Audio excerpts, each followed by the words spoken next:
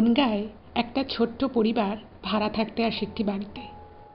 ছোট্ট পরিবারটিতে ছিল বাবা, মা, তাদের একমাত্র মেয়ে এবং বাচ্চাটির কাকা। বাড়িটা কিন্তু বেশ ভালোই ছিল, খোলামেলা অনেকটা জায়গার উপর একটা বাড়ি। কিন্তু ওই বাড়িতে কোনো সমস্যা না থাকলেও ওই বাড়িটির ঠিক লাগোয়া আর একটি বাড়ি ছিল। সেই বাড়িটায় অনেক সময়ই অনেক রকমের জিনিস দেখা যেত এবং যে জিনিসগুলো দেখা যেত সেগুলো কোনো সাধারণ মানুষ কিন্তু স্বপ্নেও কল্পনা করতে পারে না। ধরুন, কোনো মানুষকে দেখা যেত যে ওই বাড়ির উল্টো হয়ে হেঁটে বেড়াচ্ছে। আবার রাতের বেলা কখনো ওই বাড়ি থেকে মাংস রান্নার গন্ধ বেরোতো, কিন্তু বাড়িটা ছিল একদমই ফাঁকা বাড়ি, ওই বাড়িতে কেউ থাকতো না। আবার কখনো কখনো দেখা যেত কখনো বা বাড়ির ভিতর থেকে মোমবাতি অথবা প্রদীপের আলো দেখা যেত।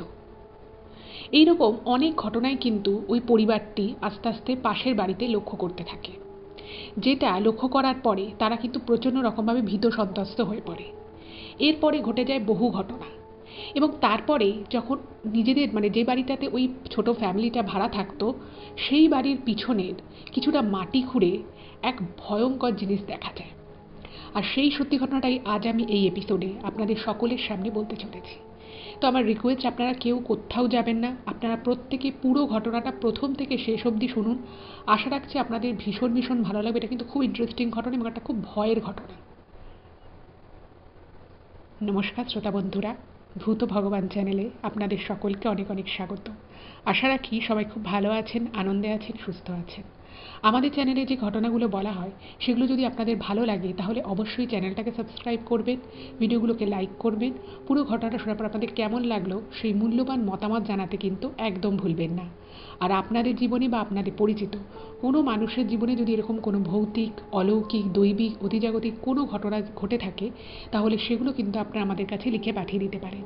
তার জন্য আপনাদেরকে আমাদের চ্যানেলের ডেসক্রিপশানে যেতে হবে। দেখবেন সেখানে আমাদের ইমেল আইডি মেনশন করা আছে।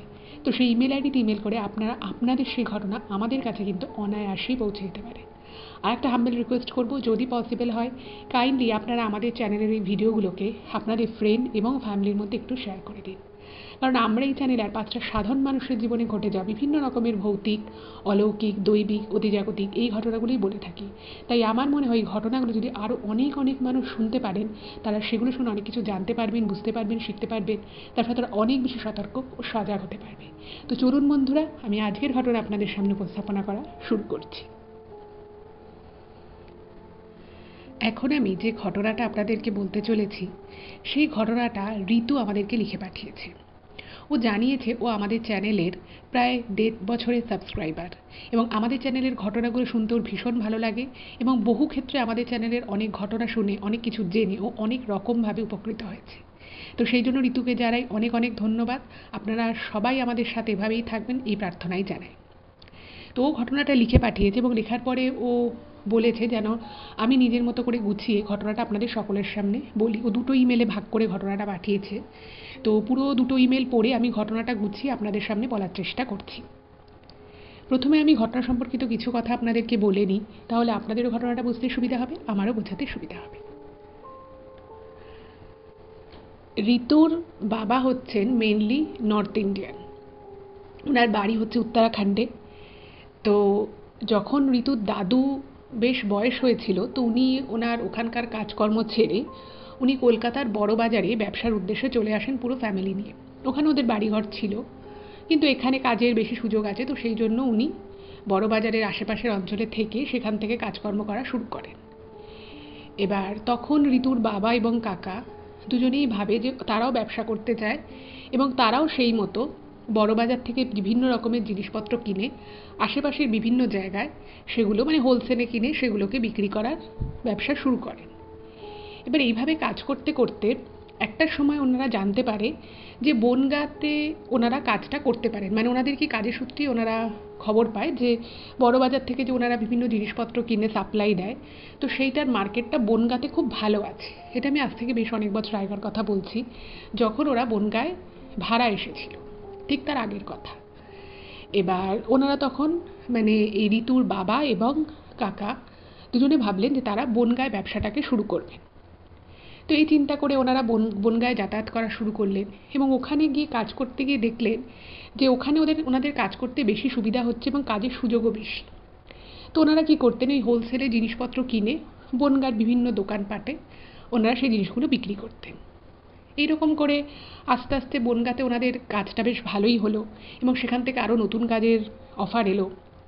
তো তখন ওনারা ভাবলেন যে যেহেতু ওনারা বড় বাজারেরই পাশে একটা ছোট্ট জায়গাটা, ছোট্ট বাড়িতে ওনারা ভাড়া থাকতেন, তো ভাবলো যে না, এইভাবে তো আর সম্ভব না। আর তখন তার কিছুদিন আগে ঋতু হয় সবে সবে। তো ওনারা ভাবলেন যে মেয়ে এবার বড় হচ্ছে, তার একটু খেলার জায়গা লাগবে, একটু খোলামেলা বাড়িঘর হলে ভালো হয়। তো সেই জন্য ঋতুর বাবা ঠিক করলেন যে উনি মানে ওনার বাবা মা আর কি, ঋতুর যে দাদু ঠাকুমা তারা ওইখানেই থাকতো, বড়বাজারের ওখানে। আর ঋতুর মা বাবা ঋতুকে নিয়ে এবং তার সাথে ওর কাকাও, যেহেতু কাকাও মানে ওর বিজনেসটা করতো, তো এরা চারজনে মিলে এই বনগাঁতে বাড়ি ভাড়ার সন্ধান করতে থাকে। যেহেতু ঋতু বড় হচ্ছিল আর বড়বাজারের আশেপাশে যেখানে ওরা ভাড়া থাকতো সেটা খুব ছোট একটা মানে বাড়ি ছিল, সেখানে অত জায়গা নেই আর ভীষণ ঘিঞ্জি ঘিঞ্জি বাড়ি, সেখানে ওর মানে খেলাধুলো করতে একটু অসুবিধেই হতো। তো সেই সময় ওর বয়স হচ্ছে 5 বছর। তো এই 5 বছর বয়সে ঋতুরা একটা বনগাঁতে একটা বাড়িতে ভাড়া যায়। এবার সেখানে 1 বছর ওরা সেই বাড়িটায় ছিল। তো সেই বাড়িটা খুব ভালো ছিল, কিন্তু প্রবলেম ছিল যে বাড়িটা দোতলা, ওরা একতলাটায় থাকতো আর দোতলায় যে বাড়ি মানে মালিক যে তারা থাকতো। এবার একটা বছর ওরা ওই বাড়িটায় খুব ভালো করে কাটায় এবং তারপরে যে বাড়িওয়ালা ছিল সে বলে যে তার ঘরের দরকার আছে, তো সে আর ভাড়া রাখতে চায় না।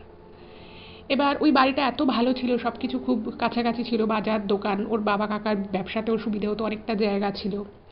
তো ভাবলো যে মানে বাড়িওয়ালা যখন আর ভাড়া রাখতে চাইছে না, তো আর তো কিছু করার নেই, নতুন বাড়ি দেখতে হবে। তো ওরা বাড়ি দেখা শুরু করলো। এবার প্রথম যে বাড়িতে ওরা দেখেছে মানে থাকতো, সেই বাড়িটা না খুব ভালো ছিল, জায়গাও বেশি ছিল। যেহেতু ওর বাবা কাকার ব্যবসা ছিল, তো ফলে অনেক সময় ব্যবসার অনেক জিনিসপত্র রাখতে হতো, ফলে ওদের মেন ক্রাইটেরিয়া ছিল একটা বেশ বড় বারান্দা থাকবে, ঘরগুলো বড় হবে, এইরকম।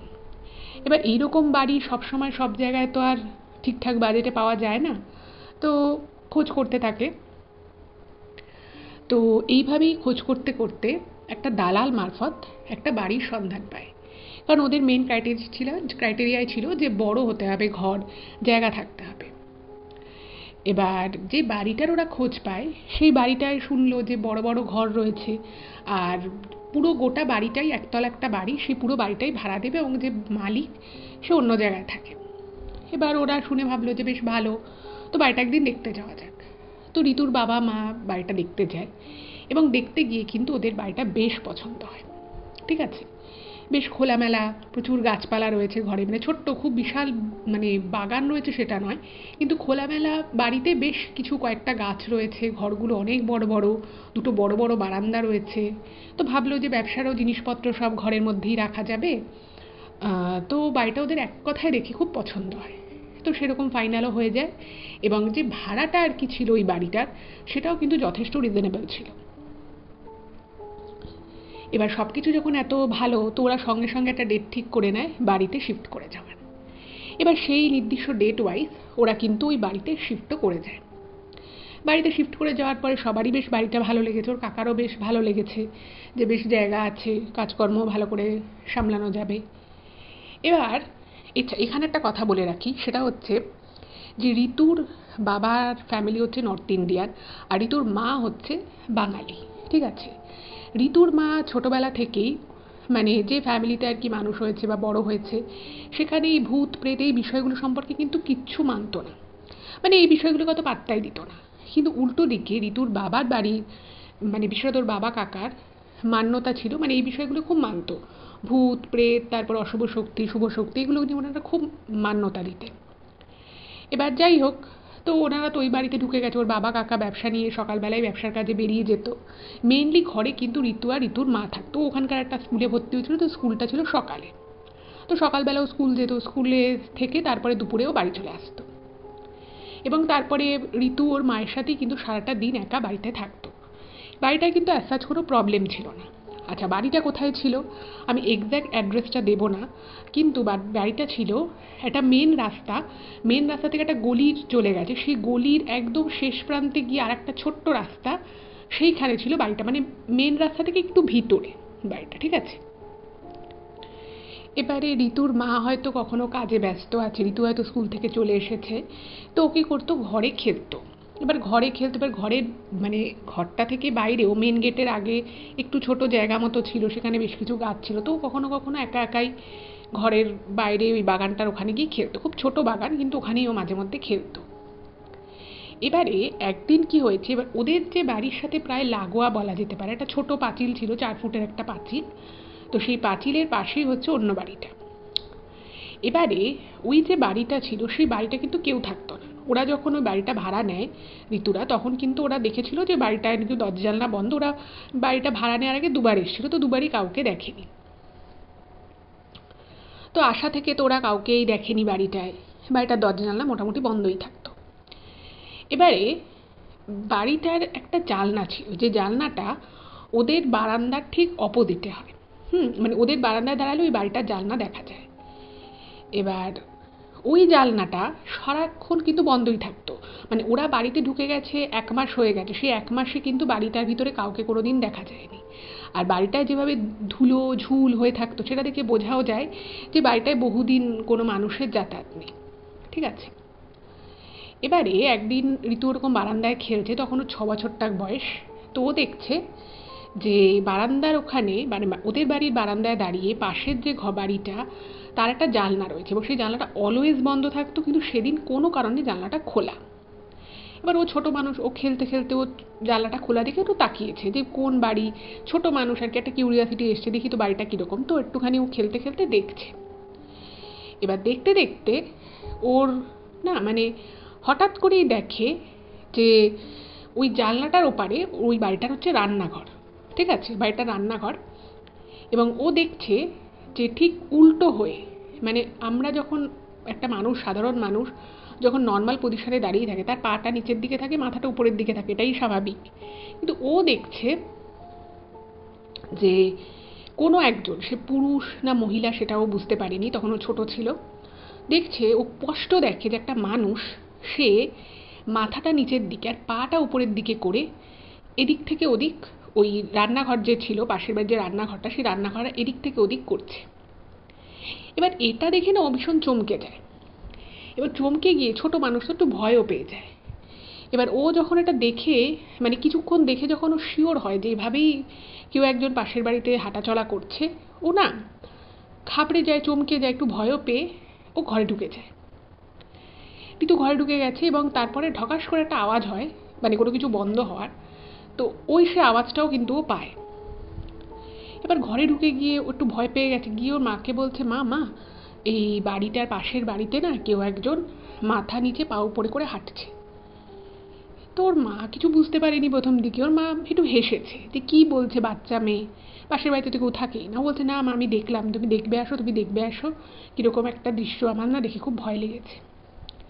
এবার দেখুন, ওই যে আমি আপনাদেরকে বলেছিলাম যে ওর মায়ের কিন্তু এই সমস্ত ভূত প্রেত অশুভ শক্তি এই বিষয়ে ওনার কোনো সেরকম, মানে এই ঘটনার আগ অবধি ওনার সেরকম কোনো বিশ্বাস ছিল না, কোনো বিলিভই করতেন না। তো উনি একটু হেসে ব্যাপারটা উড়িয়ে দেয়।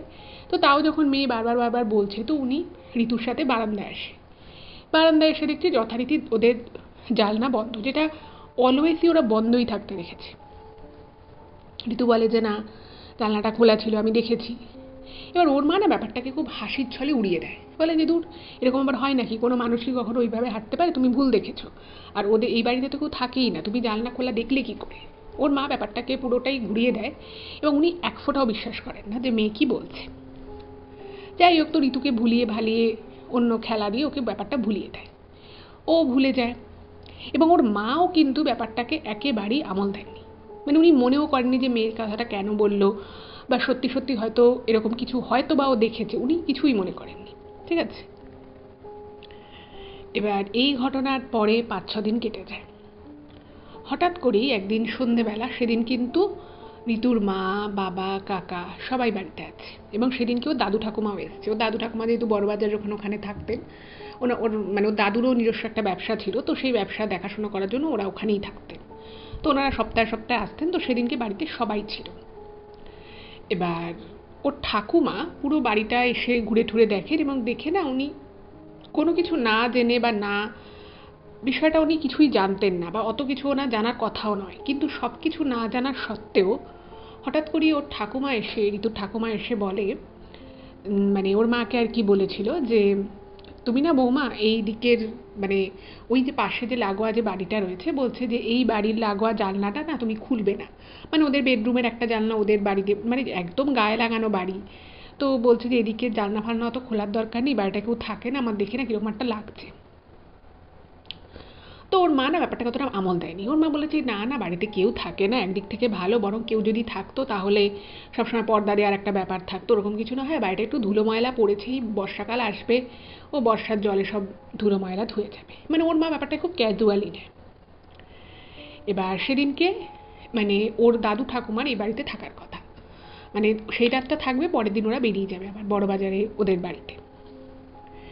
এবার পাশের বাড়িতে তো আমি বললাম যে কখনোই কেউ থাকতো না।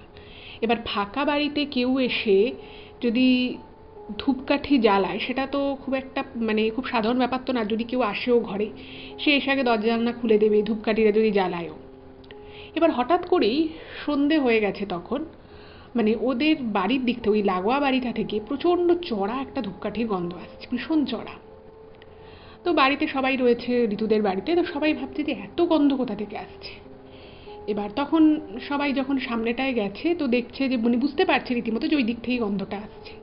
তো ভেবেছে হয়তো যে বাড়িতে কেউ, ওই বাড়িতে হয়তো কেউ এসছে, সে হয়তো এসে বহুদিন বাড়িটা বন্ধ ছিল, তো ধূপকাঠি জ্বালিয়েছে। তো এবারে এই ব্যাপারটা যখন ওরা বুঝতে পারে, তখন তো সবাই মনে মনে ধারণা যে বাড়িতে নিশ্চয়ই লোক এসছে।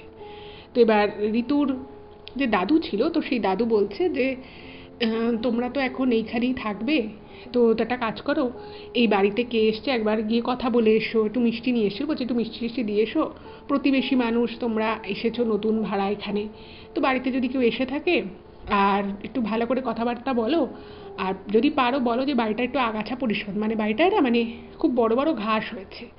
তো সেই জন্য ঋতুর দাদু ওর বাবাকে বলছে যে গিয়ে একটু মিষ্টি মিষ্টি ওদের ঘরে দিয়ে আয়, আর তারপর একটু কথাবার্তা হলে বলবি ঘরটা যেন একটু বাড়িটা একটু পরিষ্কার রাখে, নাহলে সাপ খোপের উপদ্রব হতে পারে, বর্ষাকাল আসবে, এরপরে বাচ্চা নিয়ে এই বাড়িতে তোরা থাকিস।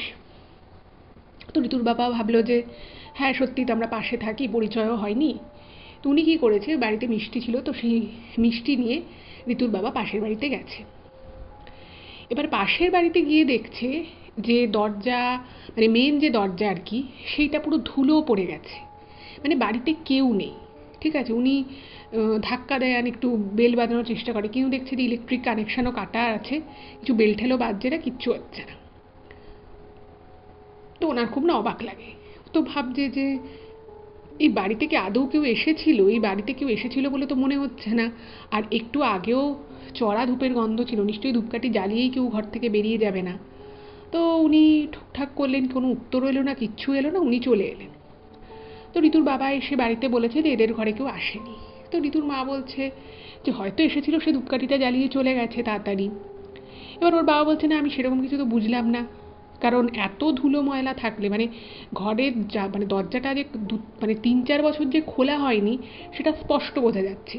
ইভেন যে দরজার যে হাতল সেটাও পুরো জং পড়ে গেছে, এতটাই খারাপ অবস্থা। এবার যাই হোক, তো সেদিন তো এগুলো এটা হলো, তো তারপরে সবাই ওদের বাড়ির সবাই খাওয়া দাওয়া করে শুয়ে পড়ে।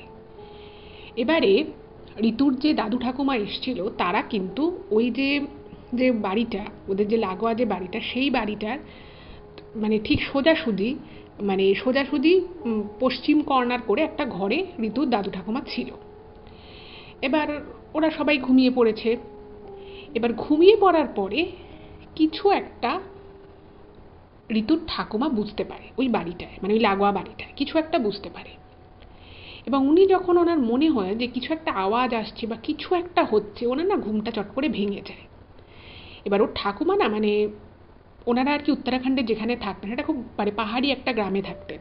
আর ওর দাদু ঠাকুমা প্রচণ্ড সাহসী মানুষ, ভীষণ সাহসী। মানে ওরা মানে এত সাহস নিয়ে চলে যে রাতের বেলা ওরা মানে ওই উত্তরাখণ্ডের ওই পাহাড়ি গ্রামে একা একা বেরিয়ে যেত, ওদের অনেক গবাদি পশু ছিল, সেগুলো অনেক সময় এদিক ওদিক চলে গেলে ওর ঠাকুমা নিয়ে আসতে যেত, এইরকম লেভেলের আর কি। তো ঠাকুমা না একটা কীরকম খচখচানি হয় যে ওই বাড়িটা থেকে একটা কীরকম আওয়াজ আসছে। তো ঠাকুমা ভাবলো যে ব্যাপারটা তো দেখতে হচ্ছে। তো দাদুকেও ডাকে না, উনি একা একাই ওই ঘর থেকে বেরিয়ে যান। বেরিয়ে প্রথমে উনি বারান্দাটায় আসেন। এবার বারান্দাটায় এসে মানে ওদের বারান্দাটা না মানে অনেকটা বেশ ফাঁকা ফাঁকা গ্রিল ছিল। উনি বারান্দা দিয়ে ওই অন্ধকারের মধ্যেই লাগোয়া বাড়িটার দিকে উনি তাকিয়ে আছে যে কী হচ্ছে ব্যাপারটা দেখি। তো এই বাড়িটা আমার মানে আসার পরেই যখন এই বাড়িটা উনি দেখেন ওনার ভালো লাগেনি পাশের বাড়িটা। তো উনি ভাবছে যে কী ব্যাপার, এরকম খচখচানি একটা অদ্ভুত অদ্ভুত রকমের আওয়াজ হচ্ছে। মানে সেই অদ্ভুত আওয়াজটা আমি একটুখানি বলি। সেটা হচ্ছে যে যদি কেউ ভিতর থেকে চিৎকার করে খুব মিহি গলায়, ঠিক যেরকম আওয়াজ হবে, মানে খুব জোরে চিৎকার নয়, খুব মিহি গলায় যদি কেউ চিৎকার করে তাহলে যেরকম আওয়াজ আসবে ঠিক সেরকম টাইপের আওয়াজ আসছে। আর কিছু একটা ঘষার আওয়াজ আসছে। খুব জোরে জোরে যদি মানে পাথর ঘষা হয় বা কোনো লোহার বস্তু ঘষা হয় যেরকম একটা আওয়াজ আসতে পারে ঠিক সেরকম একটা আওয়াজ কিন্তু উনি পাচ্ছিলেন।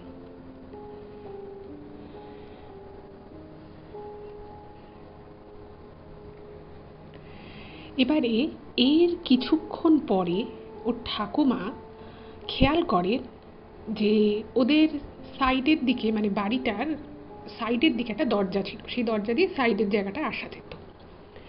এবার উনি খেয়াল করেন ওই দরজাটা খোলা। এবার এই সময় না মানে ঋতু ঠাকুমা ভেবেছে যে যেহেতু বাড়িটায় কেউ থাকে না তো হয়তো কোনো চোর ছ্যাচোর ঢুকেছে, হতেই পারে এটা। তো উনি ভাবলেন যে বাবা এই বাড়িটায় কেউ থাকে না, নিশ্চয়ই ঘরের ভিতরে কিছু না হলেও কিছু তো জিনিসপত্র আছে, সেগুলো নিশ্চয়ই চুরি করার জন্য কোনো চোর ঢুকেছে। তো উনি না মানে অত আর চিন্তা করেন, উনি ভাবলেন যে গিয়ে দেখি তো কে বা কারা ঢুকেছে, বাড়ির লোক তো এত রাতে ভাবে আসবে না, না আসারই কথা, আর কি ব্যাপারটা একটু দেখি। তো এইরকম চিন্তা করে উনি যখন ওই মানে ওনাদের বাড়ির গণ্ডির ভিতরে মানে এই ঋতুদের যে বাড়িটা ছিল না সেই বাড়িটায় একটা ওই বললাম যে 4 ফুটের একটা পাঁচিল রয়েছে আর একটা বড় গেটও রয়েছে। উনি কিন্তু ওনার বাড়ির ব্যারিকেডের বাইরে বেরোননি, পাঁচিলের মধ্যেই ছিলেন। এবার দিয়ে উনি উঁকি মেরে দেখছেন যে কে ঢুকেছে, সেগুলো উনি জিজ্ঞাসাবাদ করবেন। এবার যখন উনি উঁকি দিয়েছেন উনি খেয়াল করছেন যে ঘরের ভিতরে 2-3 জন মানে এদিক ওদিক করছে। ঠিক আছে, 2-3 জন ঘরের ভিতরে এদিক ওদিক করছে এবং প্রত্যেকের হাতে কি আছে সেটা বোঝা যাচ্ছে না, কিন্তু এমন কিছু একটা আছে যেটা দেখে মনে হচ্ছে যে কোনো প্রদীপ অথবা কোনো মোমবাতি, কিন্তু প্রদীপ বা মোমবাতি সেভাবে বোঝা যাচ্ছে না। আর উনি না তখন ভাবছেন যে একটা হতে পারে ভিতরে হয়তো লাইট কেটে দিয়েছে, তো সেই লাইট কাটা অবস্থায় হয়তো কেউ দেখতে পাচ্ছে না, সেই জন্য হয়তো ভিতরে কেউ মোমবাতি বা প্রদীপ দিয়েছে। এবার উনি না মানে একটু ভালো করে খেয়াল করার চেষ্টা করেন যে ভিতরে কে ঢুকেছে বা কে বা কারা ঢুকেছে, কি করতে চাইছে, চুরি করছে না তো। এবার উনি তখন যখন একটু ভালো করে খেয়াল করার উদ্দেশ্যে একটু সামনে থেকে উনি দেখার চেষ্টা করেন, তখন উনি যে জিনিসটা দেখেন সেটা দেখে উনি চমকে যান। উনি ওই অন্ধকারে জায়গায় জায়গায় মনে হচ্ছে যেন প্রদীপ বা মোমবাতি জ্বলছে, অথচ ঘরে সেভাবে কিন্তু কোনো প্রদীপ বা মোমবাতি বোঝা যাচ্ছে না, কিন্তু মনে হচ্ছে যেন কোথাও একটা জ্বলছে। এবং ওই আলো আঁধারির মধ্যে এই ঋতুর ঠাকুমা দেখছে যে ঘরের ভিতরে 2 থেকে 3 জন ঘোরাফেরা করছে, এবং যারা ঘোরাফেরা করছে তারা নর্মালভাবে না হাঁটাচলা করে তাদের মাথাটা নিচের দিকে এবং পাটা উপরের দিকে, ঠিক যেভাবে ঋতু দেখেছিল এই ঘটনার মাস কয়েক আগে। এটা দেখে না ওর ঠাকুমা আমারই প্রচণ্ড চমকে যান। মানে উনি তো একটা মনে মনে ভাবছিলেন যে হয়তো ফাঁকা ঘরে কোনো চোর ডাকাত ঢুকেছে, উনি ব্যাপারটাকে ঠিক করার জন্য উনি সাহস করে এগিয়ে যান, কিন্তু উনি স্বপ্নেও কল্পনা করতে পারেননি যে এই রকম কিছু উনি দেখতে পারেন। এটা যখন উনি দেখেন না উনি প্রচণ্ড চমকে যান, এবং যে মুহূর্তে উনি মানে ওনারা আর কি মানে যেহেতু ওনারা নর্থ ইন্ডিয়ান, তো ওনারা না মানে সব কিছুতে শিব ঠাকুরকে খুব মানতেন, ভোলে বাবাকে খুব মানতেন। তো উনি না মানে হঠাৎ করে ভোলে বাবা বলে না চিৎকার করে উঠেছেন। ওরকম দেখে আমরা যেমন মা গো বাবা গো বলতে পারি, বলি, এরকম অনেকে ভগবানের নাম নেয়, তো ওনারা ভোলে বাবাকে খুব মানেন। তো ভোলে বাবা বলে এরকম করে উনি চিৎকার করেছেন। আর যেই মুহূর্তে উনি এরকম চিৎকারটা করেছেন না, দরজাটা থপাস করে বন্ধ হয়ে গেল মুখের উপরে একদম। এবং ওই দরজাটা মুখের উপরে বন্ধ হওয়া অবধি কিন্তু ওনার চোখটা কিন্তু ওদিকেই ছিল, এবং উনি দেখেছেন দরজাটার সামনে কিন্তু কেউ দাঁড়িয়ে ছিল না, দরজাটা নিজে থেকেই বন্ধ হয়ে গেল। এবং দরজাটা এবং মেঝে নিচের যে ছোট্ট একটা ফাঁকা মতো থাকে সেই ফাঁকা দিয়ে কিন্তু একটু ওই প্রদীপ হোক বা মানে মোমবাতির যে আলোর একটা হালকা রেখা দেখা যাচ্ছিল, সেই রেখাটাও যেন মনে হলো ছবাস করে বন্ধ হয়ে গেল। তো এই অবস্থায় উনি তো কোনো রকমে ঘরে এসে ওর ঋতুর ঠাকুমা ওর দাদুকে ডেকেছে। দাদু বলেছে যে তুমি কি এটাকে তুমি দেশগাঁও পেয়েছো? আমরা উত্তরাখণ্ডে আমাদের নিজস্ব দেশগাঁয়ে যা করতাম, তুমি কেন রাতের বেলা আওয়াজ শুনে তুমি কেন বাইরে গেছো? যদি বাইরে ওদের ঘরে যদি কোনো চোর ডাকাত ঢুকেও থাকে, তুমি কি একা সেটা সামলাতে পারতে? তুমি গিয়ে বলতে চোর ডাকাতদের যে না না তোমরা চুরি করো না, তারা চুরি না করে বেরিয়ে যেত। হতেই পারতো যে তারা তোমার উপরেও আক্রমণ করলো, তুমি কেন একা বেরিয়েছো? তুমি অ্যাটলিস্ট আমায় ডাকতে পারতে। যাই হোক, তো সেদিন রাতে আর ওর দাদু ঠাকুমার কারোরই ঘুম হলো না, এবং যখন সকাল হয়েছে, সকাল হতেই ওর দাদু ঠাকুমা বেশ থমথমে মুখ নিয়ে ঘরে বসে রয়েছে। তার কিছুক্ষণ পরে ওনারা বেরিয়ে যাবে। তো ঋতুর মা জিজ্ঞেস করেছে যে কী হয়েছে। তো তখন বাড়িতে সবাই রয়েছে, ওর বাবা কাকা কেউ তখনও বেরোয়নি কাজে। তো তখন ঋতুর মা বাবাকে বলছে যে আমি তোদের আমরা যখন এসেছিলাম, আমি যখন প্রথম তোদের এই পাশের লাগোয়া বাড়িটা দেখি, আমার বাড়িটা দেখে না খুব একটা ভালো লাগেনি, কেমন একটা মনে হচ্ছিল বাড়িটা দেখে।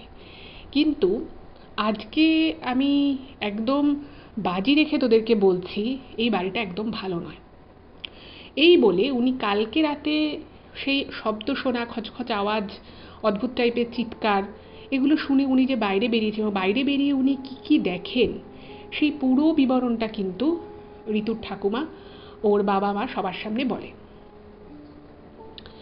এবার এই কথাটা যখন ঋতুর মা শোনে যে এরকম একজনকে দেখেছে, 2-3 জন ঘরের ভিতরে ঘোরাফেরা করছে আর তারা উল্টোভাবে হাঁটছে, মাথা নিচে পা উপরে করে, তখন না ঋতুর মায়ের না পুরো মাথাটা ঘুরে যায়। কেন ঘুরে যায়? কারণ উনি তখন মনে করেন যে আরে আজ মাস কয়েক আগে যখন আমার মেয়ে বাড়িটায় প্রথম আসার আর কি কিছুদিন পরেই আর কি দেখেছিল, তো তখন ওর মা, আমি আপনাদের বললাম, একদমই বিশ্বাস করেনি ওর কথাটা, যে ভেবেছে বাচ্চা মেয়ে হয়তো কি না কি বলছে। তো ওর মা না তখন ব্যাপারটা খুব এতটাই উনি ঘাবড়ে যায়, উনি না আর কথাটা বলে না, ওনার শ্বশুর শাশুড়ির সামনে কথাটা আর বলে না, কিন্তু মনে মনে না খুব আর কি করে। আর ঋতুরকে আর কি ওর মা ওখান থেকে সরিয়ে দেয়, যে যাতে ঋতু না বলে ফেলে যে হ্যাঁ আমিও এরকম দেখেছি।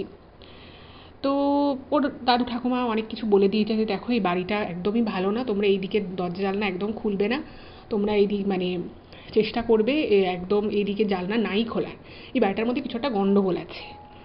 তো এইসব শুনে আমি বললাম যে ঋতুর বাবার বাড়ির লোকেরা কিন্তু এগুলো খুব মানত।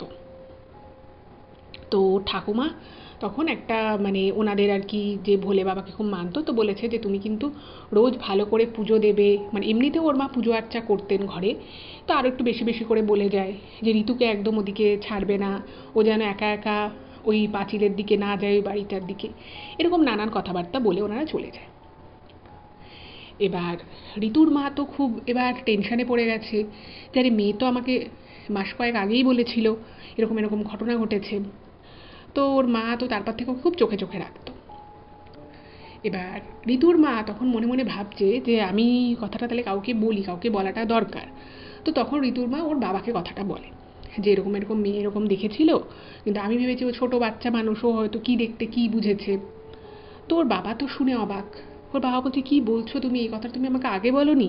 বলছে দেখো আমি বুঝতে পারিনি, আমি কি করে বুঝবো যে একটা বন্ধ বাড়িতে যেহেতু ঋতুর ঠাকুমা এরকম দেখেছে, এবং ওর ঠাকুমা ভীষণ সাহসী একজন মহিলা, এবং তিনি এই যে ব্যবসার যে কাজ, ওর দাদুর যে ব্যবসাটাও অনেকটা উনি সামলে, ফলে ওনার পক্ষে ভুল দেখা বা ওনার পক্ষে এমন কিছু দেখা যেটা অ্যাকচুয়ালি এক্সিস্টই করে না, এই সম্ভাবনা ভীষণ কম। তাই ব্যাপারটা শোনার পরেও, ঠাকুমার মুখ থেকে শোনার পরে এটুকু বোঝা গেল যে কিছু তো ব্যাপার আছে, এটা এতটাও স্বাভাবিক সাধারণ বিষয় নয়।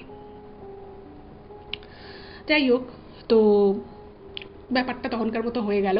তো ওরা ওদিকে দরজা জানলা সব বন্ধ রাখতো, আর ঋতুর মাকে যেভাবে ওর ঠাকুমা বলে গেছিলো পুজো আর্চা করতে, একটু জল ঠল ছেটাতে, উনি তাই করতেন, কোনো সমস্যা নেই। আচ্ছা, এবারে একদিন একটা ঘটনা ঘটে। সেটা হচ্ছে যে রবিবার করে সপ্তাহে আর কি 2টো দিন থাকতো, যেদিনকে ওর বাবা আর কাকা যে সমস্ত ব্যবসার কাজ করতো তার পেমেন্ট নিতে হতো, পেমেন্ট নিতে আর কি বেরোতো। রবিবার দিনটা ওনারা কোনো কাজ রাখতেন না, যদি কখনো কোনো পেমেন্ট আসার থাকতো সেইটা নিতে যেত। এবার সেইবার একটা দূরে কোথাও থেকে, সেটা বনগাঁর মধ্যে নয়, বনগাঁর বাইরে একটা জায়গা থেকে একটা পেমেন্ট নিতে যাওয়ার কথা আছে। এবার সেখানে একটু দেরি হবে, সেখানে আর কি একটা অনুষ্ঠানও আছে, তো সেটার পরে পেমেন্ট নেওয়া হবে। তো এই ঋতুর কাকা ওর বাবাকে বলে যে তোর যাওয়ার দরকার নেই, আমি একাই চলে যাবো, একটু ফিরতে হয়তো রাত হবে। এবার মোটামুটি ওই 10টা সাড়ে 10টার মধ্যে ফিরে আসার কথা ওর কাকার পেমেন্টটা নিয়ে। এবার ওদের মোটামুটি রাত্রেবেলা 10টা সাড়ে 10টার মধ্যে ডিনারটা হয়ে যেত। এবার ওদের ডিনার হয়ে গেছে, ওরা অপেক্ষা করছে ওর কাকা আসবে। তোর কাকা সেই সময় ফোন করে বলে যে, মানে বললাম না একটা দূরে একটা জায়গায় গেছিলো, তো সেদিন রবিবার, তো উনি ট্রেনটা মিস করে যায়। তো বলছে এখনও মোটামুটি 1 ঘন্টার পরে ট্রেন, তো আমার একটু ফিরতে দেরি হবে। তো ওর বাবা শুয়ে পড়েছে, মানে সবাই জেগেই আছে, ঋতু ঘুমিয়ে পড়েছে, ওর মাও জেগে আছে, ওর কাকা আসবে খেতে দেবে। এবারে ওর কাকা 1 ঘন্টা পরে ট্রেনটা যথারীতি পায় এবং ওর মানে যে সময় আর কি নামার কথা তার থেকে 1-1.5 ঘন্টা লেট হয়। তখন ঘড়িতে বাজে প্রায় 12:30। আচ্ছা, এবার ঋতুদের যে বাড়িটা ছিল সেই বাড়িটা ঢোকার জন্য ওই যে লাগোয়া যে বাড়িটা সেটাকে ক্রস করে এসে ওদের বাড়িতে ঢুকতে হতো, একদম পাশের বাড়ি বুঝতেই পারছেন। এবার কিছু পাইনি স্টেশন থেকে নেমে, তোর কাকা হাঁটতে হাঁটতে আসছে। তখন বাজে প্রায় 1:45, 12:30টার সময় নেমেছে, প্রায় 15 মিনিট হয়ে গেছে হাঁটছে। তো হাঁটতে হাঁটতে বাড়িটার কাছে এসছে। তো ওর কাকা দূর থেকে দেখতে পাচ্ছে যে ওদের বাড়ির আগে, অর্থাৎ ওই লাগোয়া বাড়িটার কাছে কেউ একজন দাঁড়িয়ে রয়েছে। এবার ওর কাকা ভেবেছে হয়তো কোনো লোকজন হবে, বাড়িরই লোক।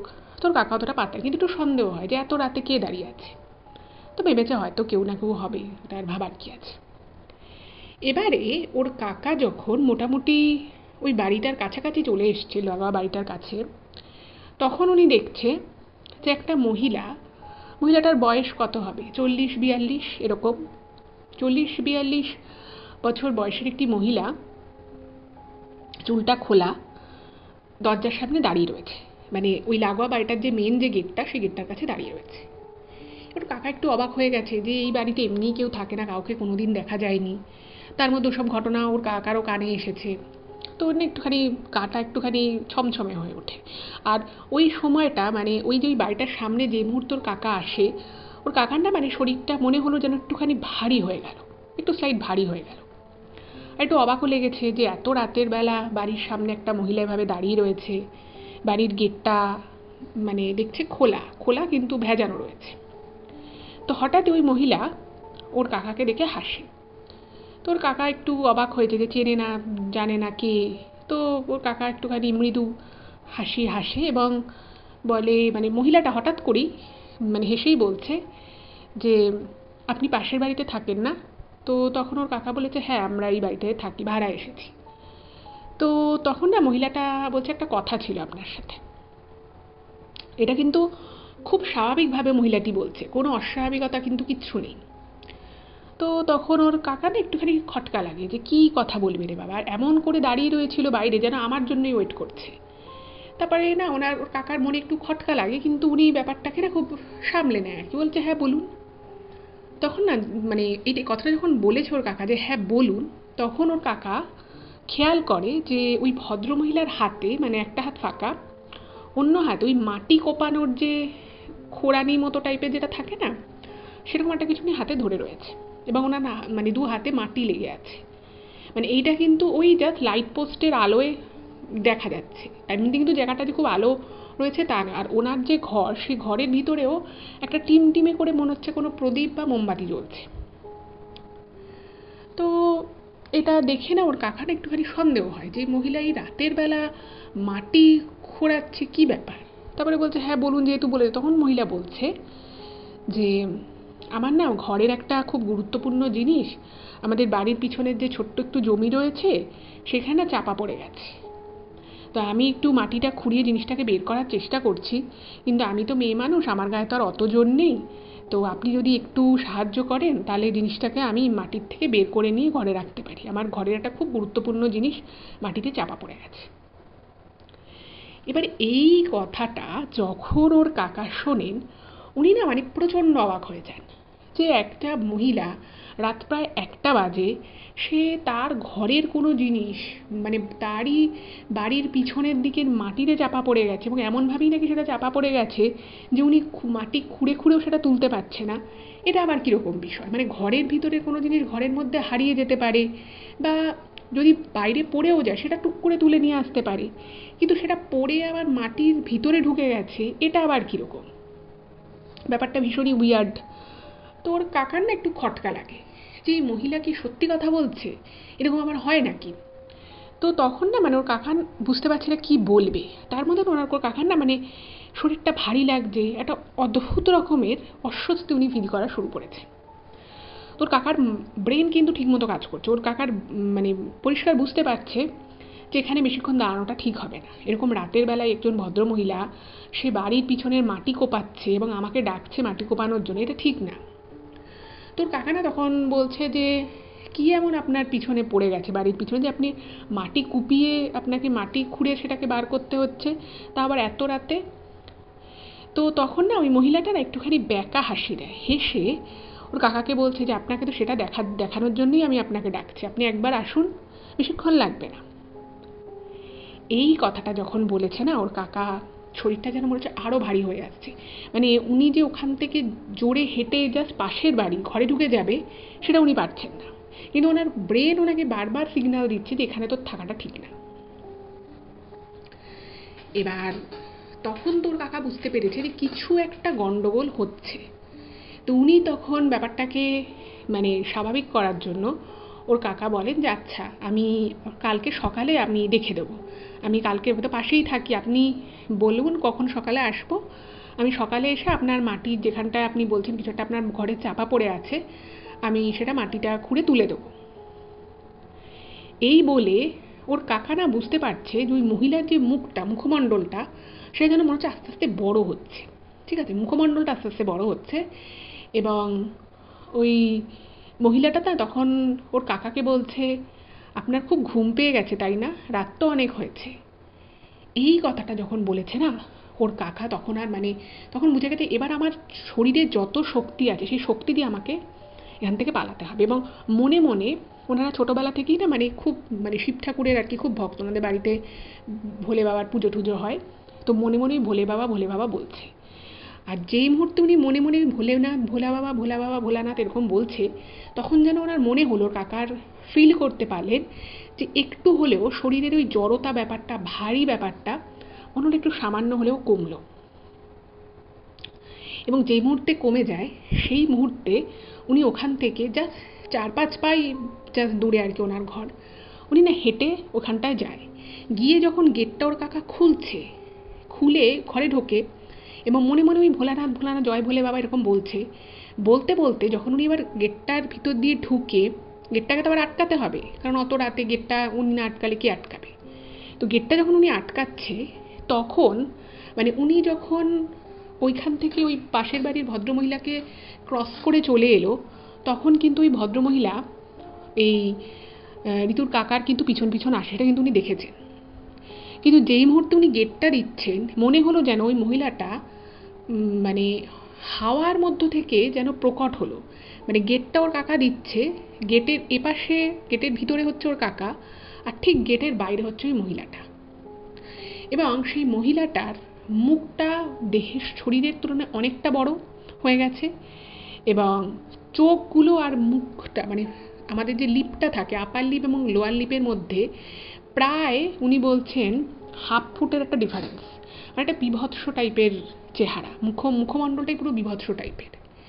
এবং এই বিষয়টা যখন ওর কাকা দেখে তখন না ওর কাকা চিৎকার করেন, ওটা আর উনি নিতে পারেনি, মানে এতক্ষণ নিজেকে তাও কন্ট্রোল করেছিল, এবার ওই যে চিৎকার করে ওঠে, মানে গেটটা দিচ্ছে, গেট ওনার সাথে কিন্তু পিছনে ভদ্রমহিলা এসেছিল তা কিন্তু নয়, ভদ্রমহিলা কিন্তু তার বাড়ির সামনের গেটেই দাঁড়িয়েছিল। উনি যখন গেটে ঢুকলেন তখন উনি একাই গেটে ঢুকলেন, কিন্তু গেটটা যখন লাগাতে যাচ্ছে তখন মনে হলো হাওয়ার মধ্য থেকে যেন গেটের বাইরে এসে উনি প্রকট হলো। এইটা দেখে উনি চিৎকার করে এবং চিৎকারে শুনে ঘরের ভিতরে ওর মানে ঋতুর মা বাবা ওরা তো শুনতে পায় এবং ওরা টক করে ঘর থেকে বাইরে বেরিয়ে আসে চিৎকার শুনে। এবার চিৎকারটা যে মুহূর্তে করেছে ওর কাকা না মানে থরথর করে কাঁপছে, মানে কি করবে কিছু বুঝতে পারছে, মানে ওখান থেকে না পালাতে পারছে, মানে গেটের সামনে থেকে একটু দূরে ওর কাকা ওরকম কাঁপছে। তো ঋতুর বাবা মা কিছু তো বুঝতে পারেনি, বলছে কি হয়েছে কি হয়েছে, মানে বারবার জিজ্ঞেস করছে, কিছু বলতে পারছে না। তোর বাবা আর ওর মা মিলে ধরে ধরে ওর কাকাকে ঘরের মধ্যে নিয়ে এলো, নিয়ে ভেবেছে হয়তো এত রাতে ফিরছিল, মানে প্রথম মানুষের একটা সাধারণ মানুষ কি ভাবতে পারে যে পেমেন্ট নিতে গেছিলো, হয়তো কোনোভাবে টাকা পয়সা চোট হয়ে গেছে বা কিছু। তো ওর বাবা কি করেছে, মানে ওই বুকে মাথায় পিঠে হাত বোলাচ্ছে, দিতে দেখছে যে টাকাটা যে প্যান্টের পকেটে ছিল, সাইড পকেটে, সেখানে দেখছে টাকাটা আছে, তো টাকাটা বের করেছে। তো ওর বাবা প্রথমে ভেবেছিল মানে টাকা পয়সা চোট হয়েছে বা কিছু। তো ওর বাবা না বলছে যে টাকা আছে টাকা আছে, তুই টেনশন করছিস না, তুই এরকম করছিস কেন, হাত পা তোর কাঁপছে কেন, ভেবেছে হয়তো টাকা নিয়ে হয়তো চিন্তা হচ্ছে। ওর কাকা কোনো কথা বলতে পারছে না তখনও অবধি স্টিল। এবারে তো মানে কেউ কিছু বুঝতে পারছে না যে কি হয়েছে। তো তখন ঋতুর মা কি করেছে, একটু দুধ ছিল ঘরে, দুধটাকে গরম করে ওর কাকাকে দিয়েছে। তো বলছে না তুমি খাও, খেতে পারছে, তো বলছে না তুমি খাওয়ার চেষ্টা করো। তো বলে চেষ্টা করে ওকে খাওয়ানো হলো, এবং খাওয়ার পরে একটু সময় পরে যখন একটু ধাতস্থ হয়েছে, একটু যখন কনসাসনেস এসেছে, তখন ওর কাকাকে জিজ্ঞেস করছে যে কি হয়েছে, টাকা পয়সা তো ঠিকই আছে, তুই কী দেখে এরকম করছিস, কী ভয় পেলি, কেউ কি কিছু এসছিল, কোনো কেউ কি তোকে তাড়া করেছিল বা কিছু কি হয়েছে। খুব হাঁপাচ্ছে, ভেবেছে হয়তো কোনো চোর ডাকাত তাড়া ঠাড়া করেছে, কারণ পাশের বাড়িতে একটা ওরকম ঘটনা শুনেছে, হয়তো ভেবেছে যে কোনো চোর ডাকাত হয়তো থাকতেও পারে। তো তখন মানে ওর কাকা বলছে আগে সারা বাড়ির লাইট জ্বালিয়ে সারা বাড়ির লাইট জ্বালাও। তো সারা বাড়ির লাইট জ্বালানো হয়েছে, বলছে কী হয়েছে সেটা তো আগে বল, বাড়ির তো লাইট জ্বালানো হলো, আমরা সবাই রয়েছি, কি হয়েছে। তখন ওর কাকা বলছে যে আমি এরকম ফিরছিলাম, এই বাড়িটার মানে আমাদের ঠিক পাশের বাড়িটার সামনে, দরজার সামনে একটা মহিলা দাঁড়িয়েছিল। এবার ঋতুর মা তো সারাদিনই বাড়িতে থাকেন, উনি বলছেন যে এই বাড়িতে তো আমি সকাল থেকে কোনো লোককে আসতে দেখিনি, বা সন্ধ্যের পরেও দরজা জানলা খোলা, বা আলো জ্বললে অ্যাটলিস্ট কাঁচের জানলা বোঝা যাবে, কিছু তো নেই। তখন বলছে আগে শোনো আমার ব্যাপারটা, আমি জানি বাড়িতে কেউ থাকে না, কিন্তু এই বাড়িতে একটা মহিলা দাঁড়িয়েছিল গেটের কাছে, সে আমাকে এরকম এরকম বলে, এবং তার হাতে ওরকম একটা মাটি কোপানোর একটা কুড়ুনি টাইপের ছিল, সে আমাকে বলেছে তার বাড়ির একটা গুরুত্বপূর্ণ জিনিস মাটিতে পড়ে চাপা পড়ে গেছে, সেটা তুলতে। এবার এই পুরো ব্যাপারটা যখন ওর কাকা বলে, তখন ওরা সবাই অবাক হয়ে যায় যে ব্যাপারটা কি, এরকম কি কখনো হতে পারে। তো তখন ওর কাকা ওর বাবা বলছে যে এটা তো ঠিক কথা নয়, এইভাবে মানে রাতের বেলা এরকম করে কি কেউ বলে। তো ওর বাবা কি করেছে, মানে সমস্ত ঘরের লাইট তো জ্বালানোই, তারপরে উনি টর্চ নিয়ে না উনি গেটের বাইরে বেরিয়েছে, মানে উনি খুব রেগে গেছিলো তখন ঋতুর বাবা, যে কেমন কী ঘটনা ঘটছে, মা এরকম দেখছে, আমার মেয়ে এরকম দেখেছে, এটা আবার কি। তো তখন মানে উনি একটু টর্চ নিয়ে মানে রাস্তাটা একটুখানি দেখেন, তো দেখছে রাস্তায় কেউ নেই, আর ওদের ঘরের সামনে তো কেউ নেই, একদম ধুলো মাখা যেরকম ওদের মেন গেট সেরকমই পড়ে রয়েছে। এবার ঋতুর বাবার তো খুব মানে খুব খারাপ লেগেছে, ওরা সবাই খুব টেনশানে পড়ে গেছে। এবার ব্যাপার হচ্ছে যে ওনারা বাড়িতে একটা দালাল মারফত নিয়েছিলেন, উনি ভাবলেন যে না কালকে সকালে দালালকে ফোন করতে হবে, ব্যাপারটা কি, এই বাড়িটা সম্পর্কে কিছু কি জানে, আমাদের বাড়িতে কোনো সমস্যা হয় না কিছু না, কিন্তু এই বাড়িটার জন্য আমরা কেন এরকম রোজ রোজ সমস্যা ভোগ করবো, এটা তো ঠিক না, কার বাড়ি কী বৃত্তান্ত এটা তো জানতে হবে, তাহলে তাদের মালিকের সাথে বলতে হবে যে আপনার বাড়িতে কেউ কেউ রাতের বেলা এভাবে থাকে, এভাবে কথা বলে, এরকম মানে বিদঘুটে মুখভঙ্গিমা করে, এটা নিয়ে তো কমপ্লেন করা উচিত, না তো এভাবে ফ্যামিলি নিয়ে তো এখানে এভাবে থাকা যাবে না। যাই হোক, তো সেই রাতটা তো আর ঘুমই হলো না কারো, সবাই মানে দুশ্চিন্তার মধ্যে কাটালো, এবং বারবার গিয়ে ঋতুর বাবা বাড়িটার সামনে গিয়ে দেখে আসছে, কখনো কখনো বারান্দায় গিয়ে দেখে আসছে, কিন্তু উনি কিন্তু কিচ্ছু দেখতে পাচ্ছে না। আর ঠিক ততটাই ভয় কিন্তু ঋতুর কাকা পেয়ে গেছিল, মানে উনি খাননি রাতের বেলা, এইরকম অবস্থা। এবারে সকালবেলা যখন হলো, তো সকালবেলা হওয়ার পরে ঋতুর বাবা ফোন করেন ওই দালালটিকে, তো দালালকে বলছে যে আচ্ছা আপনি যে বাড়িটা দিয়েছেন বাড়িটার তো কোনো অসুবিধে নেই, কিন্তু এই পাশের বাড়িতে কিন্তু কেউ কেউ বা কারা আসে, এবং এখানে এমন কিছু ঘটনা ঘটে যে ঘটনাগুলো কিন্তু খুব অস্বাভাবিক ঘটনা, মানুষকে উল্টোভাবে হাঁটতে দেখা যায়, ঘর থেকে ধোঁয়া বেরোয়, ধূপের গন্ধ বেরোয়, কোনো মানুষ এরকম বিকৃত মুখভঙ্গিমা করে, এরকম নানান কথাবার্তা বলে। তুই লোকটা বলছে যে দেখুন পাশের বাড়ির খবর তো আমি জানি না, আর পাশের বাড়িটা বহুদিন থেকেই বন্ধ আছে, আপনার এই যে ঘরে আপনি রয়েছেন সেই বাড়িতে তো আপনার কোনো সমস্যা হয় না, তাহলে আপনি আমাকে কেন বলছেন। তখন বলছে, না আমি আপনাকে জানাচ্ছি এই কারণেই, কারণ আমাদের তো এভাবে অসুবিধে হয়ে যাচ্ছে না, রাতের বেলা আমাদেরকে অনেক সময় একা একা যাতায়াত করতে হয়, আমার বউ মেয়ে রাত অবধি বাড়িতে থাকে একা।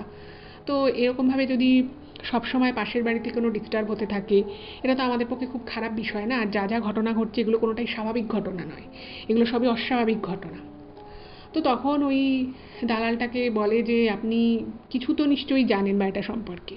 তখন বলছে, না আমি কিছু জানি না, আমি কেন জানবো, সব নানান কথা বলে।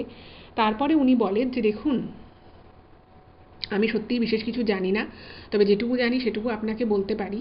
এই যে দুটো বাড়ি পাশাপাশি একদম লাগোয়া বাড়ি, এটা আগে মানে একটা বড় ফ্যামিলি থাকতো, মানে দুটো বাড়ি মিলিয়ে একটা বড় ফ্যামিলির বাড়ি ছিল। এবং পরবর্তী সময় সেই ফ্যামিলি দুটোর মধ্যে বিবাদ হয় এবং ফ্যামিলিটা আলাদা হয়ে যায়, এবং তারপরে হয়তো ওদের মধ্যে আরও কিছু ঝামেলা অশান্তি হয় এবং তাই জন্য দুটো বাড়ি আলাদা হয়ে যায়। এবং ওই পোর্শনটা যার ছিল সে আবার অন্য কাউকে বাড়িটা বিক্রি করে দেয়। আবার যাকে বিক্রি করেছিল সে আবার এখানে নাকি বেশ কিছুদিন ছিল, তারপরে তারা আর এখানে থাকে না। এইটুকু শুধু উনি জানেন। এবার কী ঝামেলা হয়েছিল, কী বৃত্তান্ত, সেসব নিয়ে কারোর কোনো কিছু জানা নেই। তো এইসব শুনে তো এদিকে ঋতুর মা খুব ভয় পেয়ে গেলেন। উনি আরও বেশি করে সারাদিন পুজো আর্চা করতেন, মেয়েকে একদম ওইদিকে যেতে দিতেন না। সন্ধ্যের পরে তো উনি মানে বাড়ির সামনে লাইট জ্বালিয়ে রাখা, ঘরে প্রদীপ জ্বালিয়ে রাখা, এগুলো সব উনি করা শুরু করেছেন। আর ওর কাকা কিন্তু ভীষণ ভয় পেয়েছিলেন এই পুরো বিষয়টায়। এবার এই কথা স্বাভাবিকভাবেই ঋতুর দাদু ঠাকুমার কানে গেল। তো দাদু ঠাকুমা আবার এলো, এসে তো মানে ওর কাকা এতটাই ভয় পেয়ে গেছিলো, ওর কাকার দুদিন জ্বর ছিল, এতটাই খারাপ। তো জ্বর হয়েছে, তো ওনারা তো এসছেন ওনার ছোটো ছেলেকে দেখতে। তো এসে না ওর ঠাকুমা যিনি বলছেন যে এই বাড়িতে তোমাদের বেশি দিন থাকা চলবে না, কারণ এই যে জিনিসটা যেটা আমি দেখেছি বা আমি যেটা ফিল করেছি, আমরা তো পাহাড়ি লোকজন, আমরা খুব মানে পাহাড়ি জায়গায় থাকতাম, আমরা যে গ্রামে বড় হয়েছি সেখানে আমাদের ওখানেও অনেক জায়গা বলতো লোকে ভালো না, জায়গাটা হয়তো থাকাটা ঠিক না। তো আমরা না পুরনো দিনের লোক, তো আমরা বুঝি যে কোন জায়গাটা ভালো আর কোন জায়গাটা ভালো নয়। তো আমার মনে হচ্ছে এই যে বাড়িটা তোমাদের থাকাটা বেশি দিন ঠিক হবে না, তোমরা বাড়ি চেঞ্জ করো। এবার বাড়ি চেঞ্জ করে সব কথাবার্তা হলো, তারপরেও দাদু ঠাকুমা চলে যায়। এবার এর মধ্যে ওর ঠাকুমা, ওদের যে উত্তরাখণ্ডে ওদের যে বাড়ি ছিল সেখানে ওদের এক মানে কুলপুরোহিত টাইপের ছিলেন। মানে পরিবারে যে কোনো কিছু, বিয়ে হোক, অন্নপ্রাশন হোক, মানে নতুন বাচ্চা হলো তার জন্মপুষ্টি করানো, সব কিছুই উনিই করতেন। তো এনারাও খুব মানতেন, ছোটোখাটো কোনো বিষয় হলে ওনারা কিন্তু সবসময় ওই যে কুলপুরোহিত ছিল তার সাথে কনসাল্ট করতো। তো ঠাকুমার একবার মনে হলো যে একবার কনসাল্ট করি। তো উনি ফোন করেন, তো ফোন করে কথাবার্তা সব কিছু বলে। তো উনি বলেন যে কদিন পরে অমাবস্যা আছে, তো সেই দিন আমি পুজোয় বসবো, তো আমি সেদিন বলবো আপনাকে। তো বাড়ির অ্যাড্রেস বলেছে যে আপনি অ্যাড্রেসটা আমায় দিন, আর বাকি আরও দু একটা টুকটাক ডিটেলস নেন, এবং উনি তারপরে বলেন যে আমি আপনাকে পরে জানাবো। যাই হোক, তো মাঝখানে 2-3টে দিন কেটে যায়। আর এই মাঝখানে 2-3টে দিন কিন্তু ওই বাড়ি থেকে বিভিন্ন রকমের মানে অদ্ভুত আওয়াজ, অদ্ভুত শব্দ, অদ্ভুত মানে ব্যাপার কিন্তু ওই বাড়িটার মধ্যে থেকে ওরা শুনতে পায়। যেমন আমি কয়েকটা আপনাদেরকে বলি। হঠাৎ করেই দেখা যায় একদিন ভরা বিকেল, তখন সন্ধে হয়নি কিন্তু বিকেলবেলা হঠাৎ করেই ওই বাড়ির মধ্য থেকে খুব বিচ্ছিরি রকমের একটা দুর্গন্ধ আসা শুরু হয়, এবং পরিষ্কার বোঝা যে ওই দিক থেকেই গন্ধটা আসছে। এটা একটা গেল। আচ্ছা, এরপরে আবার 2-3 দিন পরে হঠাৎ করেই ওই বাড়িটা থেকে অদ্ভুত রকমের একটা কান্নার আওয়াজ পাওয়া যায়, খুব করুণ একটা কান্নার আওয়াজ টাইপের। সে আওয়াজটা কে কাঁদছে, কে কী হচ্ছে কিচ্ছু বোঝা যাচ্ছে না। যাই হোক, এভাবে কয়েকটা দিন কাটুক, এবং ওরা কিন্তু রীতিমতো ভয় ছিল। তো ওই যে ওনাদের যে কুলপুরোহিত, সে নিজে থেকেই ফোন করে ওর ঠাকুমাকে বলে যে আপনার যে ছেলের বউ, নাতনি, আপনার ছোট ছেলে, ওরা যে বাড়িটায় রয়েছে সে বাড়িটা কিন্তু ভালো নয়। এবার ওর ঠাকুমা বলছে না ওদের বাড়িতে কোনো সমস্যা নেই, ওদের পাশের বাড়িটায় সমস্যা। তো এই কথাটা যখন বলে, তো তখন ওই ভদ্রলোক, ওই মানে কুলপুরোহিত যিনি, তিনি বলছেন যে দুটো বাড়ি কিন্তু অ্যাকচুয়ালি একটাই বাড়ি ছিল আগে। এবার এই যে দুটো বাড়ি, যে আগে একটাই বাড়ি ছিল, একটা পুরো বড় ফ্যামিলি ওই বাড়িটায় থাকতো, পরে বিবাদ হয়ে আলাদা হয়ে যায়, এই ব্যাপারটা কিন্তু ওর ঠাকুমা দাদু জানতো না। ওর বাবা যে ওই দালালের থেকে ফোন করে জেনেছিল সেই বিষয়টা কিন্তু ওনারা জানতেন না। ফলে বুঝতেই পারছেন যে ওনারা যখন জানতেন না সেটা ওই কুলপুরোহিতের জানা অসম্ভব। তো উনি বললেন যে এই বাড়িতে সমস্যা আছে। বলতে কী সমস্যা? বলছে দেখুন যা সমস্যা আছে সেটা এত দূর থেকে সমাধান করা সম্ভব নয়, প্রথম কথা হচ্ছে আমার আসতে হবে। তো তখন উনি বললেন যে ঠিক আছে আপনি আসুন, কিন্তু আমার মানে ছেলেরা তো ওই বাড়িটা ভাড়া নিয়েছে, ওরা তো ভাড়া ছেড়ে দিতে পারে যে কোনো দিন, তাহলে তো আর সমস্যা রইল না। তো তখন ওই কুলপুরোহিত বলেন যে দেখুন ভাড়া আপনারা ছাড়তেই পারেন, কিন্তু ভাড়া ছাড়লেও ওদের সাথে যে সমস্যাগুলো হচ্ছে সমস্যা কিন্তু থামবে না। আচ্ছা, এর মধ্যে একটা কথা বলে দিই, এর ইন দ্য মিন টাইম এই যে ঘটনাগুলো যখন ঘটছিল এর মধ্যে ঋতুর একটা সমস্যা শুরু হয়। সেটা হচ্ছে মাঝে মধ্যে ঋতু কিছু একটা দেখে, সেটা ওর ছোটোবেলা মনে নেই, ও এক দৃশ্যে তাকিয়ে থাকতো, এবং এক দৃষ্টে যখন ওই দেয়ালের দিকে বা কোনো একটা কিছুর দিকে তাক করে যে ও তাকিয়ে থাকতো, সেই সময় ওকে কেউ শত ডাকলেও শুনবে না, ওর হাত পা ধরে যদি কেউ টানে বা নাড়িয়ে দেয় তাহলেও ও বুঝতে পারতো না। হয়তো তার কিছুক্ষণ আগে ওর খিদে পেয়েছে, ও খুব খিদে পেয়েছে বলছে বা কান্নাকাটি করছে, কিন্তু কোনো দিকে যদি ও স্থির হয়ে তাকিয়ে থাকতো ওই 15টা মিনিট, মানে প্রত্যেক দিন ওই একটাই টাইম 15 মিনিট, সেই 15 মিনিট ওকে ডাকলেও ও শুনবে না, শত খিদে পেলে খাবার সামনে দিলেও খাবে না, কিচ্ছু করবে না। ওকে ডাক্তারও দেখানো হয়, কিন্তু ডাক্তারবাবু কিন্তু এটার কোনো কারণ বলতে পারেন না। তো এই বিষয়টায় ওই কুলপুরোহিত বলেন যে ওরা যদি বাড়ি ছেড়ে দেয় ওদের সাথে সাথে কিন্তু সমস্যাটাও বাড়ি ছাড়বে, কিন্তু ওদের জীবন থেকে ছাড়া পাবে না। এটা কিন্তু ওইখানে ওই যে বাড়িতে ওরা এখন আছে সেই বাড়িতে এসেই কাটাতে হবে। কেউ তো কিছু বুঝতে পারছে না যে কী হলো বাড়িটার। অ্যাকচুয়ালি ওদের বাড়িতে কোনো সমস্যা ছিল না, সমস্যাটা হচ্ছে পাশের বাড়িতে। এবার সেই পাশের বাড়ির সমস্যা এই বাড়ির লোকেদেরকে কী করে এত সমস্যা দিচ্ছে সেটাই কারোর কেউ বুঝতে পারছে না। যাই হোক, তো ওনাকে তড়িঘড়ি আনানোর ব্যবস্থা হলো।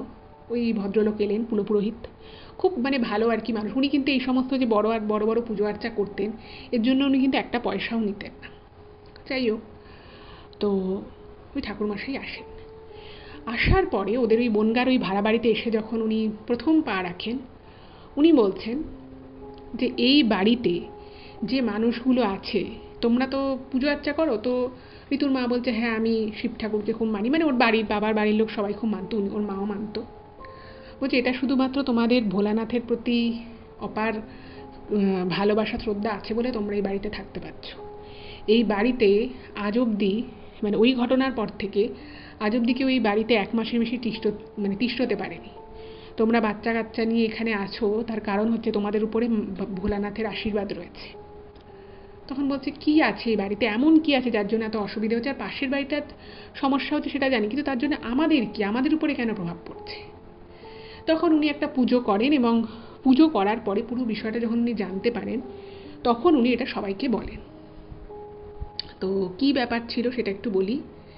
মেন ব্যাপার ছিল যে এই যে দুটো বাড়ি আগে একটা বড় ফ্যামিলি ওন করতো, ঠিক আছে? লোকজন বেশি, তো দুটো আলাদা আলাদা বাড়ি করা হয়েছিল এবং সেখানে একটা বড় ফ্যামিলি থাকতো। এবার ফ্যামিলির মধ্যে জানেনই সব মানুষ তো সমান হয় না, কিছু মানুষ ভালো থাকে, কিছু মানুষ কুটিল থাকে, কিছু মানুষ মোটামুটি থাকে। তো ওই ফ্যামিলিতেও সেরকমই ছিল। এবার মেন ব্যাপার ছিল সম্পত্তির প্রতি লোভ। এবার এই সম্পত্তির প্রতি ওই বাড়ির এক ছেলের খুব লোভ হয়, এবং সে ভেবেছিল যে পুরো সম্পত্তিটা, পুরো এই এত বড় জমিটা, দুটো বাড়ি সে একা ভোগ করবে। এবং সেই জন্য সে কালো বিদ্যা নিজে শিখতে শুরু করে। তার ফ্যামিলিতে 3জন ছিল, সেই 3জনেরই ফ্যামিলি 3জনই এই কালো বিদ্যা শেখা এবং সেটাকে প্র্যাকটিস করা শুরু করে শুধুমাত্র নিজের স্বার্থ সিদ্ধির উদ্দেশ্যে। এবারে সেই কালো জাদু যখন শেখা শুরু করে, সেই বিদ্যেটা সে প্র্যাকটিস করতে শুরু করে, স্বাভাবিকভাবেই পরিবারের মধ্যে একটা বিশাল প্রভাব পড়ে এর, এবং ফলে বাড়ির সকল লোক আস্তে আস্তে অসুস্থ হতে থাকে, ঠিক আছে? এবার অসুস্থ হতে থাকে, এবং এর মধ্যে ফ্যামিলিটা যেহেতু বড় ছিল এবং সবাই সবার ঘরে যাতায়াত ছিল, তো ওরা বুঝতে পারে যে ফ্যামিলির মধ্যেই একজন, মানে যে আর কি করছিল, সে যে এই ধরনের কোনো কালো বিদ্যা করছে বা এমন কিছু মানে কুকর্ম করছে যার জন্য পরিবারের সকলে অসুস্থ হচ্ছে। এবার এটা নিয়ে একটা বিশাল ঝামেলা হয়। তো তখন দুটো ফ্যামিলি আলাদা হয়ে যায়। একটা ফ্যামিলির দিকটা হচ্ছে ওই দিকটা, মানে যেখানে আর কি ওই পাশের যে লাগোয়া বাড়িটা, সেই বাড়িটায় থাকতো যে এই ধরনের কালো বিদ্যার প্রচলন করতো, মানে প্রচার করতো। সে নিজে এই ধরনের জিনিসপত্র প্র্যাকটিস করতো, ঘরের সামনে সারাদিন সর্ষে ছড়িয়ে রাখতো, উল্টোপাল্টা কাজ করতে রাখতো, বিভিন্ন জায়গায় নুন জল ভরে ভরে রাখতো, এরকম কাজ করতো। আর এই যে বাড়িটা যেখানটায় এই ঋতুরা থাকতো, সেই বাড়িতে বাকির অন্যান্য লোকেরা এসে শিফট করে। এবারে আস্তে আস্তে তাদেরও খুব অস্বস্তি লাগতে থাকে এবং তারা এক এক করে ওই বাড়িটা থেকে বেরিয়ে যেতে থাকে। এবারে বাড়িতে তারপরে অবশিষ্ট আর এক ভাই ছিল। তো সে বলে যে না, আমি তো এই বাড়ি ছেড়ে যাব না, তুমি খারাপ কাজ করছো, কেন করছো, তোমার তো এগুলো বন্ধ করা উচিত, আমি কেন যাব। এরকম করে তো তারপরে সে তার সেই বিদ্যাকে কাজে লাগিয়ে, সেই কুবিদ্যাকে কাজে লাগিয়ে, মানে মন্ত্রতন্ত্রের কে খারাপ কাজে লাগিয়ে সে কী করে, সে ওই যে ভাইটা যে এদিকের বাড়িটায় ছিল তাকেও কিন্তু বাড়ি ছাড়া করতে বাধ্য হয়, মানে এমনই অবস্থা সৃষ্টি করে সে বাড়ি ছাড়া হয়ে যায়। এবার বাড়ি তো ছাড়া হয়ে গেছে, তাই বলে তো সে আর বাড়িটা লিখে দিয়ে যায়নি। এবার যে ভাই আর কি এই কালোবিদ্যায় চর্চা করতো, বিভিন্ন ধরনের ছোটো ছোটো পুতুল টুতুল বানিয়ে বিভিন্ন ধরনের কাজকর্ম করতো, তো সে এবার ভাবলো যে এবার পুরো বিষয় সম্পত্তিটাই আমার হয়ে গেল। এবার দেখুন, ভাবলেই তো সেটা হয়ে যায় না। তো বাকি পরিবারের যারা ছিল তারা একটা আইনি নোটিশ পাঠায় যে আমরা এই দিকটা বিক্রি করে দেবো, তোমার ভাগ যেটুকু তুমি শুধুমাত্র সেটুকু জায়গাতেই থাকতে পারবে। খুব স্বাভাবিক, আইনি নোটিশ তো আসবেই। সেটা এদের খুব রাগ হয়, ঠিক আছে। এবং সেই রাগের বশে ওরা যার থেকে আর কি কালোবিদ্যার চর্চা করতো তাকে নিয়ে এসে তারা ওই বাড়ির মধ্যে, ওই বাড়ির পিছনেই একটা বড় গর্ত করে সবার নামে নামে, যাতে তাদের প্রত্যেকের ক্ষতি হয়, তারা যাতে এই আইনি লড়াই লড়তে না পারে, তাদের কোনো বড়সড় ক্ষতি হয়ে যায়, সেই গর্ত করে সেই গর্তের ভিতরে নাকি তারা বিভিন্ন ধরনের আর কি বিভিন্ন খারাপ জিনিস একটা বড় মাটির হাঁড়ির ভিতরে বিভিন্ন ধরনের কাজকর্ম করে, ক্রিয়াদি করে সেই হাঁড়িটাকে ওখানটায় চাপা দিয়ে দেয়, ঠিক আছে। সেই মাটি দিয়ে চাপা দিয়ে দেয়। এবং যিনি আর কি কাজটা ওদেরকে অ্যাসিস্ট করেছিল, যার থেকে আর কি ওনারা এগুলো শিখেছিল, সে বলেছিল এই যে কাজটা করা হলো, এর ফলে তোমার এই জমি জায়গা যার যার ভাগ আছে তাদের প্রত্যেকেরই ক্ষতি হবে এবং কেউ তোমার এই জমি জায়গা আর দখল নিতে কোনোদিন আসতে পারবে না বলে সে তো চলে যায়। কিন্তু ওই যে বলে, ভগবান যেখানে থাকেন সেখানে যে নিজেকে যত বড় শক্তিশালী মনে করুক না কেন, তার শক্তির এতটুকু কিছু হয় না। ভগবান সৎ মানুষের পথে থাকেন, ভগবান যে সঠিক পথে চলে তার কাছে থাকেন। তো এই যে ওরা একটা খারাপ জিনিস করলো, এতগুলো পরিবারে মানুষের নামে খারাপ খারাপ কাজ করে, একটা বড় হাঁড়ির ভিতরে সেই জিনিসগুলোকে, সেই ক্রিয়াদি জিনিসগুলোকে করে হাঁড়ির মুখটা বন্ধ করে ওই যে চাপা দিয়ে রাখলো, এইটা না ভগবান মেনে নিতে পারেনি। এত লোভ, এত মানুষের হিংসে, এটা ভগবান মানতে পারেনি। এবং খুব অদ্ভুতভাবে ওই পরিবারের যে তিনজন এই ধরনের কালোবিদ্যা করতো, এবং সেটা কিন্তু পাড়াতেও অনেকে জানতো, পাড়াতেও কেউ খুব একটা ওনাদের পছন্দ করতো না। হঠাৎ করেই এই ঘটনা দুদিন পরে, ওই বড় করে যজ্ঞ করা দুদিন পরে, পুরো তিনজনেই কিন্তু মানে কোনো নোন রিজন ছাড়া তিনজনেই ঘরের দরজা জানলা সব ভিতর থেকে বন্ধ ছিল, তিনজনেই কিন্তু অস্বাভাবিকভাবে মারা যায়। যাই হোক, তো সে কেন হলো, কী জন্য হলো, কোনো কিছু মানে পাওয়া যায় না। শুধুমাত্র ওদের যা আর কি রিপোর্ট বেরোয়, সেই রিপোর্টগুলো হচ্ছে নর্মাল, কোনো কিছু অ্যাবনর্মালিটি নেই।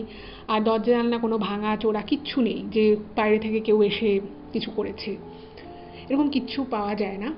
তো তারপরে যা হয় আর কি, ওই বাড়িটা মানে ওই পোর্শনটুকু আর কি একটা কেউ আর নেয়ও নি, বাড়িটা মোটামুটি করে ওদের বিভিন্ন ক্রিয়াদি করে ওটা ওরকমভাবেই ছিল। আর এদিকে যারা ছিল তারা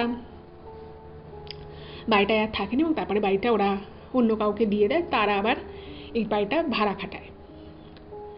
তো এই কথা শুনে তো খুব অবাক। তখন এই ঠাকুরমশাই বলল যে ওরা অ্যাকচুয়ালি খুব খারাপ কাজ করেছিল, তো সেই জন্য ওদেরও ভালো হয়নি, মানে ওরা তো আর সেই সম্পত্তি ভোগ করার জন্য পৃথিবীতে বেঁচেই রইল না, কিন্তু ওদেরও মুক্তি হয়নি। তো তখন উনি ঠাকুরমশাই বললেন যে মাটি খুঁড়ে মানে ওই জিনিসপত্রগুলোকে একটা কিছু করতে হবে, সঠিক মানে ক্রিয়াদি করতে হবে, তবেই কিন্তু ওদের মুক্তি হবে। তো ওই ঠাকুরমশাই তারপরে মাটি ফাটি খুঁড়ে সেই জিনিসটাকে বের ঠের করে উনি নিজস্ব ওয়েতে পুজো আর্চা করে ওদেরও মুক্তি দেয়। এবং এটার সাথে সাথে ওদের যেমন মুক্তি হয়, পুরো বাড়িটা মনে হলো যেন, মানে পাশের বাড়িটা যেরকম একটা পোড়ো ব্যাপার ছিল, একটা মনে হতো দেখে যে বাড়িটা ভালো নয়, একটা ভালো কিছু নেই, এটা খারাপ অরা রয়েছে, সেটাও কিন্তু খুব নিমেষে, মানে নিমেষে চলে যায় এবং পুরো বাড়িটার মধ্যে কিন্তু একটা বেশ সুন্দর ব্যাপার আবার ফিরে আসে। যাই হোক, তো তারপরে আর মানে ঋতুরা ওখানে ছিল না, ওরা ওখান থেকে একটা বনগাঁতে একটা অন্য বাড়িতে শিফট করে যায়। কিন্তু ওদের জীবনে তারপর থেকে আর কখনো কোনো সমস্যা হয়নি, আর সব কিছুই ঠিকঠাক ছিল। এটা থেকে একটা জিনিসই আমার মনে হয় যে খারাপ কাজ অনেকেই করে, অনেকেই লোভ করছে, মানুষের ক্ষতি করছে, খারাপ করছে, কিন্তু এর না ফল ভালো হয় না। ভগবান তো আছেন, সে তার কৃতকর্মের শাস্তি ঠিক একদিন পাবে। এটাই ছিল ঘটনা। ঋতু এখন বড় হয়ে গেছে, ও ফার্স্ট ইয়ারে পড়ে, তো ও ঘটনাটা শেয়ার করেছে, অনেক ভালো লাগলো। আপনাদেরও কেমন লাগলো অবশ্যই জানাবেন, আর প্লিজ চ্যানেলটাকে সাবস্ক্রাইব করে পাশে থাকবেন। আজকে এ পর্যন্তই, দেখা হবে আবার পরবর্তী এপিসোডে। নমস্কার।